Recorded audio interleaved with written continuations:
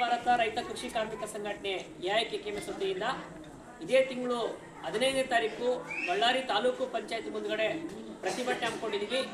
ಏನು ಕೇಂದ್ರ ಸರ್ಕಾರ ವಿಬಿಜಿ ರಾಮ್ಜಿ ಅಂತ ಹೊಸ ಮಸೂದೆನ ಜಾರಿ ಮಾಡೋಕ್ಕೆ ಮುಂದಾಗಿದೆ. ಇದರಿಂದ ನಮ್ಮ ಬಡ ರೈತರು ಕೂಲಿ ಕಾರ್ಮಿಕರು ಕೆಲಸ ಕಳ್ಕೊಳ್ಳುವಂಥ ಪರಿಸ್ಥಿತಿ ಬರ್ತಾ ಇದೆ.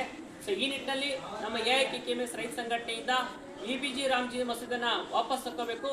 ಅದೇ ರೀತಿ ಉದ್ಯೋಗ ಖಾತ್ರಿ ಕೆಲಸನ 200 ದಿನ ವರ್ಷಕ್ಕೆ 200 ದಿನ ಕೆಲಸ ಕೊಡಬೇಕು, ಕೂಲಿನೂ 600 ರೂಪಾಯಿ ಕೊಡಬೇಕಂತ ನಾವು ಬೇಡಿಕೆ ಇಡ್ತಾ ಇದೀವಿ. ಯಾಕಂದ್ರೆ ಇವತ್ತಿನ ದಿನಗಳಲ್ಲಿ ಇವತ್ತು ರೈತರ ಬೆಳೆಗೆ ರೇಟ್ ಸಿಗ್ತಾ ಇಲ್ಲ.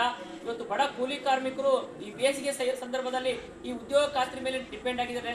ಬಟ್ ಈ ಸಂದರ್ಭದಲ್ಲಿ ಏನು ಕೇಂದ್ರ ಸರ್ಕಾರ ಉದ್ಯೋಗ ಖಾತ್ರಿ ಕೆಲಸ ಕೊಡೋದಕ್ಕೋಸ್ಕರ ಇವತ್ತು ಕಾರ್ಮಿಕರು ಬೀದಿ ಪಾಲಾಗುವಂಥ ಪರಿಸ್ಥಿತಿ ಬರ್ತಾ ಇದೆ.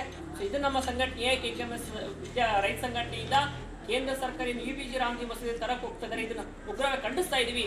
ಯಾವುದೇ ಕಾರಣಕ್ಕೂ ಇದನ್ನು ಜಾರಿ ಆಗಬಾರ್ದು ಅಂತೇಳಿ ಆಗ್ರಹಿಸ್ಬಿಟ್ಟು ನಾಳೆ ಶುಕ್ರವಾರ ದಿನ 15ನೇ ತಾರೀಕು ಬಳ್ಳಾರಿ ತಾಲೂಕು ಪಂಚಾಯತ್ ಮುಂದೆ ಬೃಹತ್ ಪ್ರತಿಭಟನೆ ಹಮ್ಮಿಕೊಂಡಿದ್ದೀವಿ. ಬಳ್ಳಾರಿ ತಾಲೂಕಿನ ಎಲ್ಲ ಗ್ರಾಮಸ್ಥರು ಹೆಚ್ಚಿನ ಸಂಖ್ಯೆಯಲ್ಲಿ ನಾಳೆ ಬಳ್ಳಾರಿಗೆ ಬರಬೇಕು, ಈ ಪ್ರತಿಭಟನೆ ಯಶಸ್ವಿಗೊಳಿಸಬೇಕಂತೇಳಿ ಆಗ್ರಹಿಸ್ತಾ ಇದ್ವಿ. ಎಐಕೆಕೆಎಂಎಸ್ ಜಿಲ್ಲಾಧ್ಯಕ್ಷ ಗೋವಿಂದ್.